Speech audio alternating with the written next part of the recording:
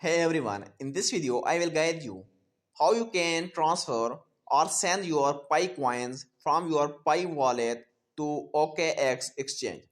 So for that just open your OKX Exchange and click on this assets option. Now here you can see an option called deposit. Just click on this deposit option and go to deposit crypto. Now here you can see at the top there is search option. Just write Pi and open this Pi network. Now just slide and continue, and this is your Pi address. Just copy this address and now go to your Pi wallet. Now here you can see the option called pay or request. Click on this pay or request and now click on this manually add wallet address. Now just write your Pi, how much Pi you want to transfer, and in wallet address just type your paste your address.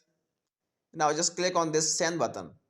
Your Pi will be transferred from your Pi wallet to your OKX exchange. This is the way how you can do it. Thank you for watching.